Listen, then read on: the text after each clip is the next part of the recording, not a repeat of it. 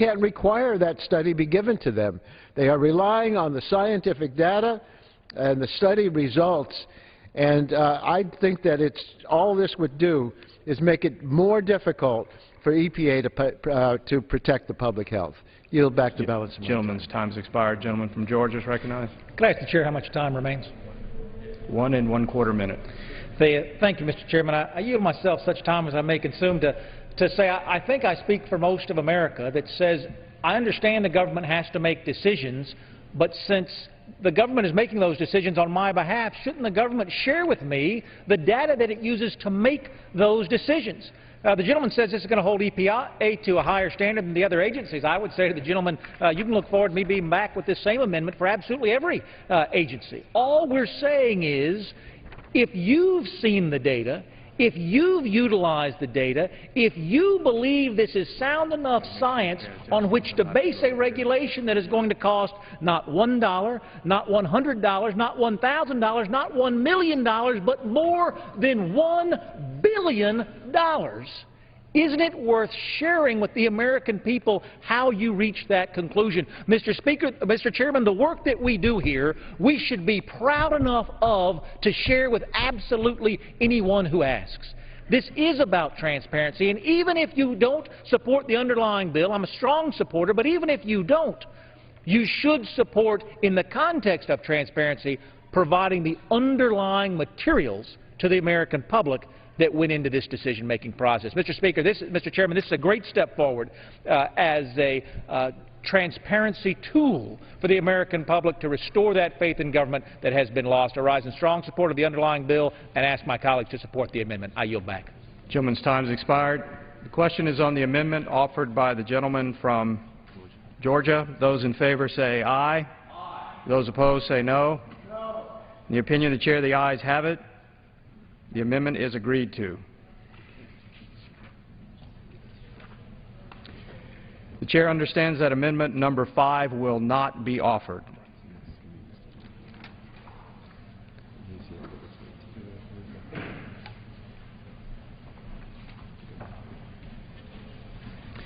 It is now in order to consider amendment number 6, printed in Part B of House Report 113-1-174. For what purpose does the gentleman from Pennsylvania seek recognition? Mr. Speaker, I have an amendment made in order. The clerk will designate the amendment. Amendment number 6, printed in Part B of House Report number 113-174, offered by Mr. Murphy of Pennsylvania. Pursuant to House Resolution 315, the gentleman from Pennsylvania, Mr. Murphy, and a member opposed will each control 5 minutes. The Chair recognizes the gentleman from Pennsylvania. Thank you, Mr. Chairman. I recognize myself for 2 minutes. I have an amendment in an order that would prohibit the EPA from using the social cost of carbon estimates for an energy-related rule that costs more than $1 billion unless and until a federal law is enacting authorizing such use. Now, the administration slipped into a rule about microwave ovens, a new prediction for the cost of carbon dioxide emissions between now and the year 2300. Despite the profound implications to economy and families who make a living from coal, there was no public debate, no stakeholder comment, no vote in Congress on this new estimate. In southwestern Pennsylvania, coal is our heritage. It fires the steel mills that build the Empire State Building, the St. Louis Arch, the Golden Gate Bridge, but that heritage and prosperity is threatened by this new regulation. We've already seen what the social cost of the war on coal is today. The cost is jobs. 3 weeks ago, more than 380 workers at the Hatfields Ferry and Mitchell power plants in Pennsylvania were told they were losing their jobs. The plants had to shut down under EPA regulations after they spent hundreds of millions of dollars in new environmental modernizations.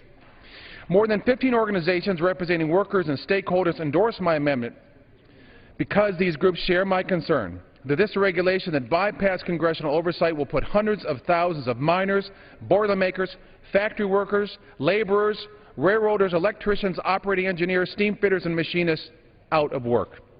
My amendment says Congress, not the EPA, decides regulations by considering what this means to the families and workers. The EPA's policies have real-world consequences.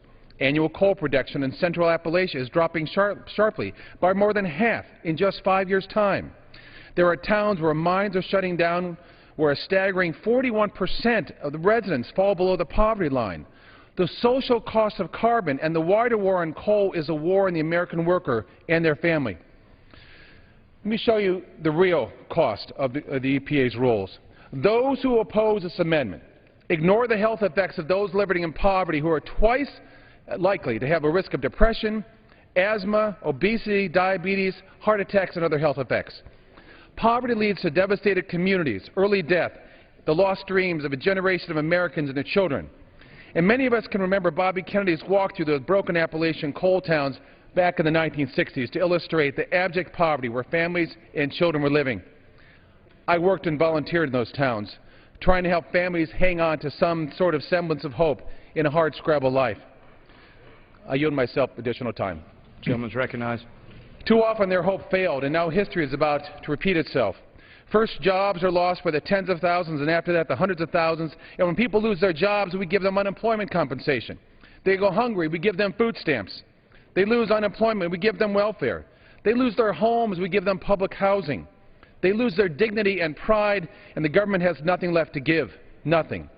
When all these folks ever wanted was a job and a chance for the American dream, not shattered by the EPA. I reserve my time. Gentleman from Pennsylvania reserves. For what purpose does the gentleman from California rise? Mr. Chairman, I rise in opposition to the amendment and seek time in opposition to the amendment. The gentleman is recognized for 5 minutes.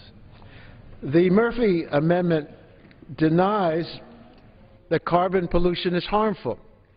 It prohibits the Environmental Protection Agency from considering the costs of climate change when analyzing the impacts of its rules. According to this amendment, the cost of carbon pollution is zero.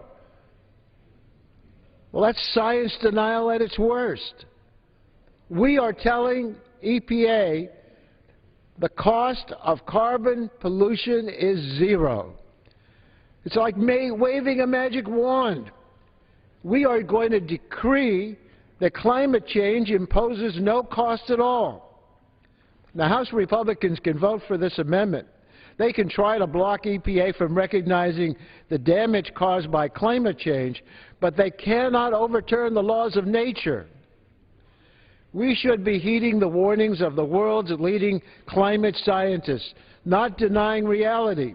In the real world, scientific instruments accurately measure the levels of carbon dioxide in the atmosphere and the levels trapped in ancient ice. Those measurements tell us that carbon dioxide levels just hit 400 parts per million this spring. And that's the highest levels in the last 3 million years. In the real world, higher levels of heat-trapping carbon pollution are warming the planet and changing the climate. We're experiencing more record-breaking temperatures, worse droughts, longer wildfire seasons, with more intense wildfires, an increased number of intense storms, more flooding, and rapidly rising sea levels. Pretend it doesn't happen. Pretend that there's not the reality. On the other hand, as the proponent of the members of this amendment suggested, let's look at the impact on a family that may lose its job. Well, I think that ought to be under consideration, but that's not an amendment that would ignore the costs of carbon pollution. We are seeing the effect of climate change, not sometime in the future, but right now. And we're being told it's not going to get better by itself, it's going to get worse. Scientists have been telling us for years. EPA and other federal agencies have a responsibility to calculate the cost of climate change and take them into account when they issue new standards. That's common sense.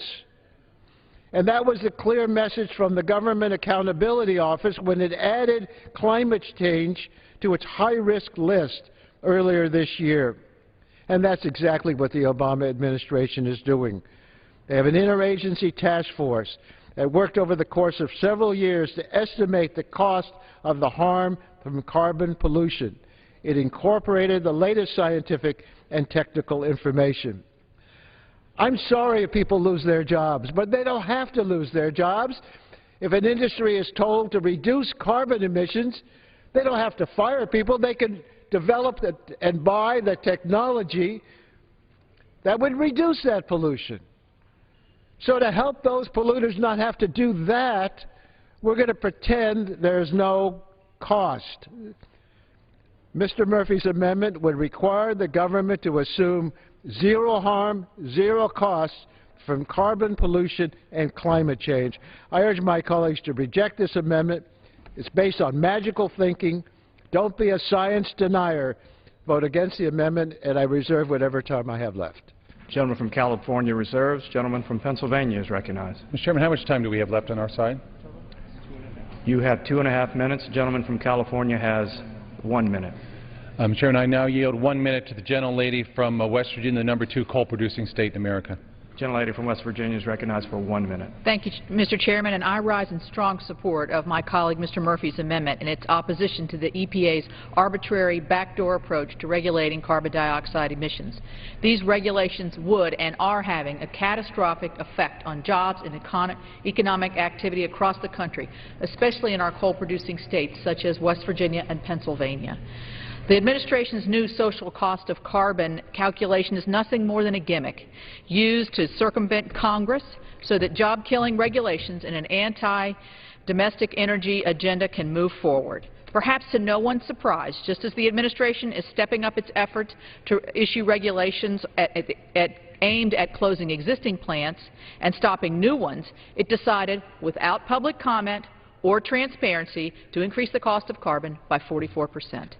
The fact is, U.S. carbon emissions from the energy sector have fallen in the last 4 of 5 years. I am not willing to sacrifice West Virginia jobs to the administration's ideological efforts. I ask my colleagues to put jobs ahead of politics and pass the Murphy Amendment. Gentlelady's time's expired. Gentleman from Pennsylvania reserves. Gentleman from California is recognized. I continue to reserve my time. Gentleman reserves. Gentleman from Pennsylvania is recognized. Mr. Chairman, we have how much time left on our side? 1.5 minutes. Thank you. I now yield 1 minute to the gentleman from Texas, Mr. Barton. Gentleman from Texas is recognized for 1 minute. I want to thank the gentleman from Pennsylvania. I would ask unanimous consent to revise and extend. Without objection. I rise in strong support of the Murphy Amendment, and I also want to say we should vote for that in conjunction with the gentleman from Georgia's amendment that was just heard previously. If you walk into a greenhouse anywhere in America, do you know what the average carbon concentration will be? It won't be 350 parts per million. It won't be 400 parts per million. It'll be over 1,000 parts per million. We have records that indicate the CO2 concentration in the upper atmosphere has been as high as 5,000 to 6,000 parts per million in the past. The gentleman from California and those adherents of his philosophy would have you believe that having a carbon concentration between 350 and 400 parts per million is somehow cataclysmic. Nothing could be further from the truth. And this new cost of carbon calculation that the EPA and the DOE have begun to include needs to be, at a minimum, made transparent. And I think it's fine until we have the facts that it shouldn't be allowed at all. So vote for the Murphy Amendment. Pennsylvania reserves. Gentleman from California is recognized. Mr. Chairman and my colleagues, this is not my philosophy that would lead me to urge that we reduce carbon emissions. It's based on the science. Thousands of peer-reviewed scientific studies have indicated that carbon causes problems. It causes health effects, and it threatens the climate. The homeowners in Arizona, Texas, Colorado, and California who have seen their homes ravaged by drought-stoked wildfires know the cost of carbon pollution. The families of brave firefighters knew the cost of carbon pollution. The farmers and ranchers suffering the effects of prolonged drought, many of whom have lost entire crops or been forced to sell their livestock, know the cost of carbon pollution. And the thousands who lost businesses and homes after Hurricane Sandy slammed into the East Coast knew the cost of carbon pollution. That cost is not based on a philosophy. It's based on the science and the reality. Reject this magical thinking amendment. Don't be a science denier. Vote against the amendment and the underlying Gentleman's bill. time has expired. Gentleman from Pennsylvania is recognized. Mr. Chairman, this isn't about denying science. This is about denying jobs and denying opportunity. The underlying amendment here is supported by the Boilermakers, the electrical workers, the operating engineers, the carpenters, and United Mine Workers, the American Energy Alliance, National Mining Association, National Taxpayers Union, and Chamber of Commerce, because they want jobs and they don't want poverty. And poverty, Mr. Chairman, is the #1 threat to the environment. Poverty is the #1 threat to public health. And it's time Congress took charge of regulations and not unregulated divisions of the government. Mr. Chairman, I ask members to support this amendment. I yield back. Gentleman's time has expired. The question is on the amendment offered by the gentleman from Pennsylvania. Those in favor say aye. Those opposed say no. In the opinion of the chair, the ayes have it. Mr. Chairman, Gentleman from California. I request a roll call vote. Pursuant to Clause 6 of Rule 18, further proceedings on the amendment offered by the gentleman from California will be postponed.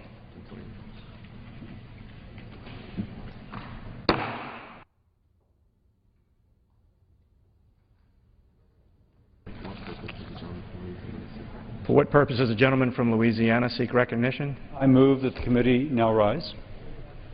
The question is on the motion that the committee rise. All those in favor say aye. All those opposed, no. The ayes have it. The motion is adopted. Accordingly, the committee rises.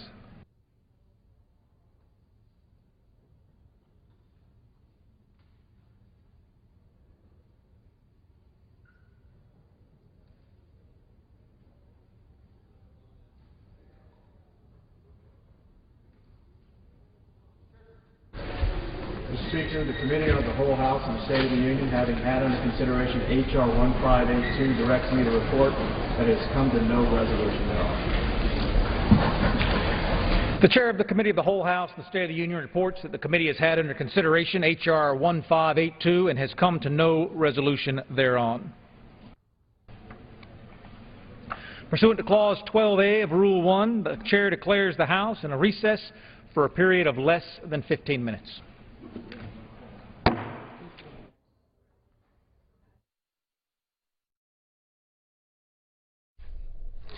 The House has wrapped up amendment work on a bill that would place limits on the Environmental Protection Agency from finalizing regulations estimated to cost more than $1 billion.